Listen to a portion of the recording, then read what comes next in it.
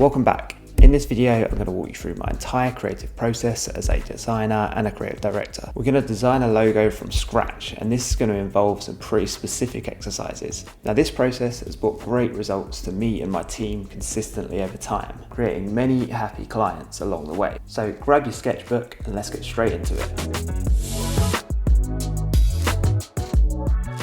No matter how complex a brief is, it's always important to break it down into 4 key pillars. And that's the brand values, the brand personality, the unique brand story, and the target audience. So brand values are sort of what they stand for. So that could be simplicity, collaboration, courage, or if it was a brand like Mercedes or BMW, it might be precision, discipline, and efficiency. Then we have the personality, so is it fun or serious, creative or logical, provocative or agreeable. Next, there's the unique brand story. So that could be a cool startup story, or it could be why it was created or founded in the first place, or it could be the heritage or the provenance, so where it comes from. And lastly, there's the target audience. So who are the people that this brand serves? What is their lifestyle? What are their dreams, their aspirations, and their fears? This is really important because we want our brand to fit within that lifestyle.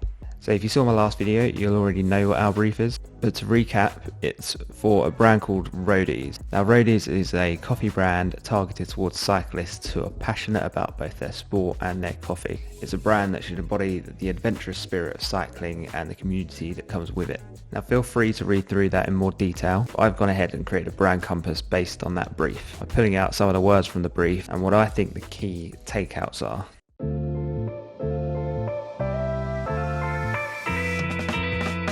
A lot of words can be a bit boring and not what you want to inspire a creative process. So a mood board captures your brand compass visually. This is going to steer the whole direction of the brand identity and give you something visual to present to the client so you can make sure you're all aligned before moving on to the design stage. And what this is going to do is streamline the whole process massively, so there's less revisions, more understanding, and everyone feels part of the process. So I like to design mood boards in a dynamic way that kind of inspires the client and the creative team that might be working on it. I think this is a much more exciting way to do it than just a simple grid. In my last video I covered exactly how I create this mood board.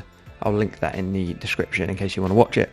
But essentially I capture typography, design style, photography style, and lifestyle, as well as illustration style and colour palette, which all comes under this umbrella narrative of cycle chic coffee. I'll normally do 3 different territories to present to a client, and just remember that everything really wants to tie into the lifestyle of the consumer or the target audience.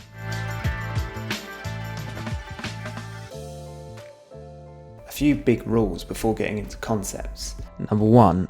A logo is a symbol that inherits meaning over time. You don't have to cram in everything about your brand into the logo itself. How a brand acts or what it does through marketing, events, or its actions defines how it's perceived by people, and that's essentially what branding is. A logo is a signifier, not a communicator. Imagine if the Nike logo was a shoe. It's not very evocative, is it? It simply shows one of the things that the company creates. The Nike tick or swoosh evokes feelings of performance and speed and energy, so your logo should hint at who you are, not what you do. Have character. Over the years we've seen many rebrands that just strip away any brand character. Some of the best logos in the world are complex. They have lots of character. Even the Apple logo has a little quirk with the bite out the side of the apple. And as Steve Jobs even said himself, a brand must impute its values from the very first second. And it's hard to do that without any character. Don't be too precious. When you have an idea, quickly sketch it and move on. Getting stuck on the execution of an idea can really hinder the creative process. So with that said, let's get started. All you need is a sketchbook and reference images. What I like to do is create a page divided in 2. Side 1 should have symbols that represent the values in our brand compass, and on the other side we should have reference imagery that's literal to what the brand does and who it's for. So for example, under symbols I've got a swift, because they're exploratory birds that travel far and wide to get food without landing. I've also got some other imagery that represents community, travel, and adventure. And on the who and what side, I've got reference to cycling and some reference to coffee itself. Then I'm going to take my sketchbook and think about how I can combine these into various logo options. So I might try and create a word mark using the wheel shape. Or another idea I had was to create a kind of cycling badge, but using the swift as a sort of emblem. So you're combining something that the target audience could resonate with some symbology of the brand values. One of my favourite books that talks about how to generate ideas is A Smile in the Mind. I'll leave links to anything I mention in the description, but it's well worth a read. Now during this phase I like to get into something called flow state. And this means no distractions, have everything you need ready. So water, snacks, coffee. You need to resist the temptation to check emails or look at your phone and start death scrolling. I just find it really important to be as focused as possible during this stage of the project. Now, if you want to learn more about how you can get this sort of ultra focus and get a lot done, I'd highly recommend reading Deep Work by Cal Newport. This is honestly one of the most important books I've ever read. I actually listened to the audiobook on Audible, so I'll leave a link to the free trial for that below. Normally after this process I'll take a little break. I'll go for a walk and listen to some music, just something easy to take my mind off the project. Believe it or not, your brain is still working it over. And afterwards I'll come back, I'll figure out angles I haven't explored, look through books for random bits of information, and scroll through some inspiration websites with fresh eyes. And I'll basically cycle through this entire process for as much time as I have available in the day. And pretty much without fail, each time I go through the whole process, I'll come up with new ideas that I hadn't thought of before. So it's always worth taking breaks. I want to stretch the creative brief, so each idea is different from the last. The concept phase can feel like your brain is getting tied in knots. It can be really frustrating, but just remember that coming up with ideas is not supposed to be easy. And I found that the more you do it, the better you get at it. Creativity is not just something that you have, it's a process and something you practice like anything else.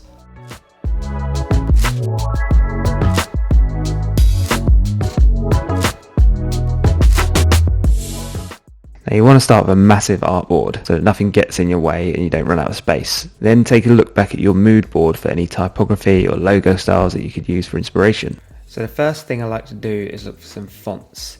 This is usually through Adobe Typekit or Envato Elements. I'm looking for a more kind of industrial style, but I think I'm probably going to go with something more condensed. So the first logo option I want to create is the kind of roadies wheel option. To do that I need to copy and paste my text, make sure it's outlined, and then turn it into a compound path by selecting it all and hitting Command 8. And then with that compound path selected, I come up to my brushes, click the menu, and then come to New Brush. I then want to come to Art Brush, and that's going to allow me to use it on a path. And the way I'm going to do that is by creating a circle with the circle marquee tool and holding down the shift key. And I basically want to create two sort of semicircles. So I'm going to draw another line and then copy and paste that and reflect it. So they're both stemming from the center of the circle. I then want to join those. So select them both and come to Object Path Join. And then I'll copy and paste that again and reflect it horizontally. Now I'll just duplicate that in case I need to make any changes by holding Option Shift and dragging it to the right. Then with all my paths selected, I'm going to take the Shape Builder tool and just delete these parts that I don't want. So now I have two sort of broken semicircles. Now with that selected, remember that brush we made earlier?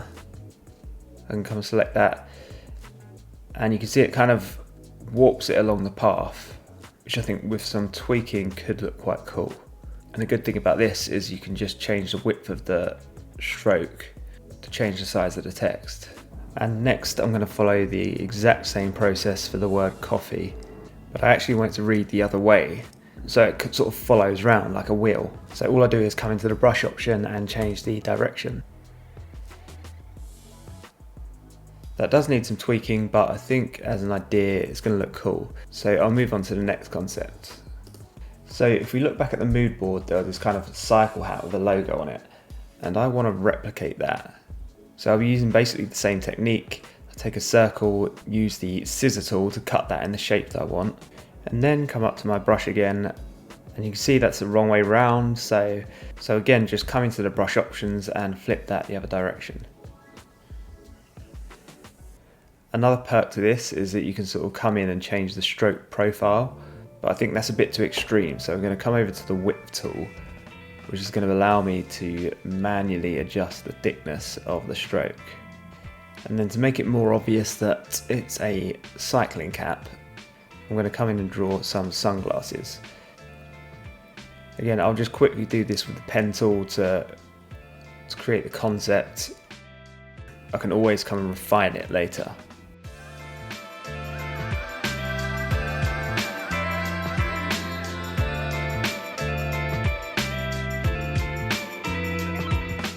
Now for the third idea, I want to create a sort of cycling badge style logo, and to do this I want this sort of chevron shape in the center, which I've already created. I'm going to take my Roadies word mark, outline it, and then pull it into two halves. Well, I'll say halves, one half is more heavily weighted, but we can fix that.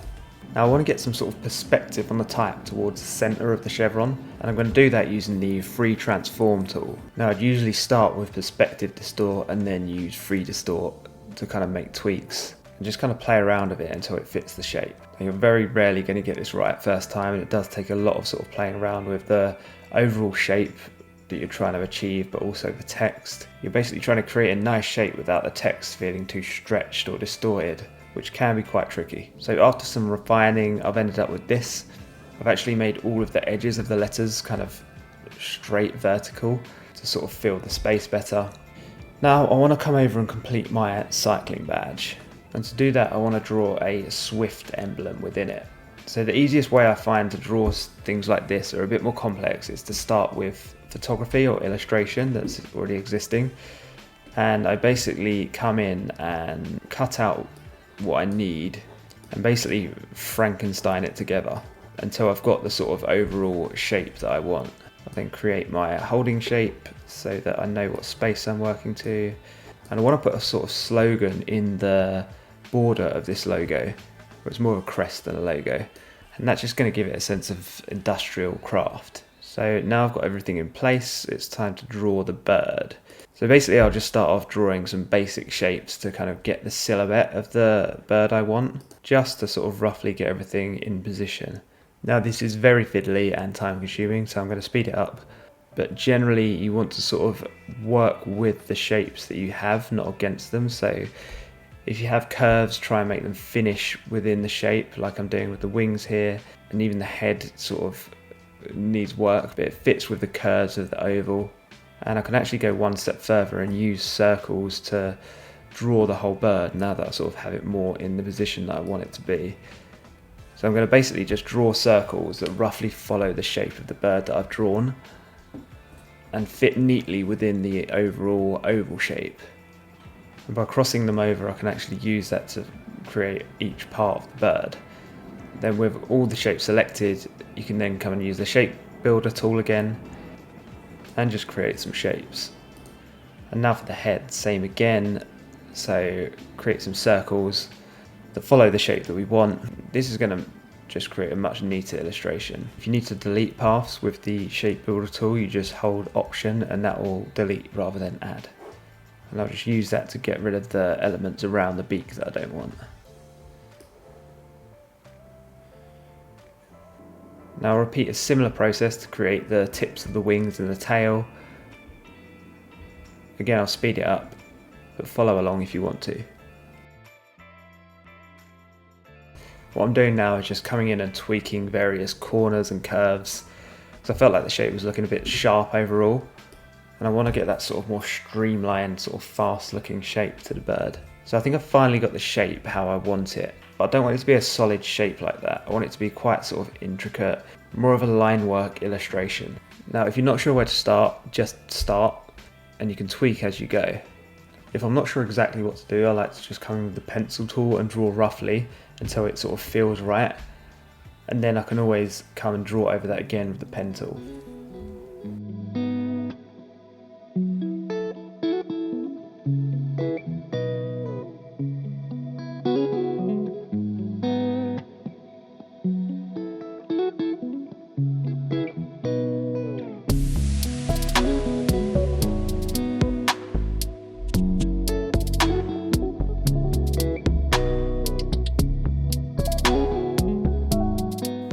Now when you're doing intricate logos, you can often get quite far and then realise it's just not going in the direction you want it to be. For example, some of this line work is too sharp, too kind of aggressive looking, and it's important to just realise that and change the direction you're going in. If it doesn't feel right, often that's because it isn't right. So don't waste too much time pushing in a direction that you don't want to go in. So I'm basically just going to come in and redraw this with softer edges and corners.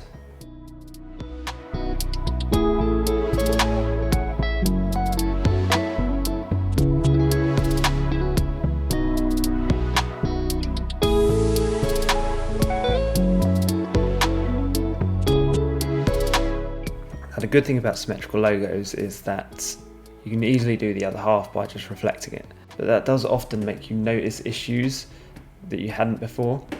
For example, I still think this is looking too kind of aggressive and a bit sort of bat-like. So I want to soften those bottom edges of the wings off more. So again, I'm going to just come in and play around with that, just with some trial and error, looking at different kind of corner radiuses, whether I smooth it out totally, just trying things till it feels right.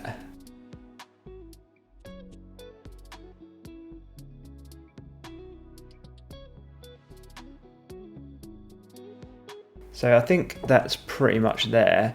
It's now just time to add some more details to the chest of the bird and to the head, because they're feeling a little bit bare.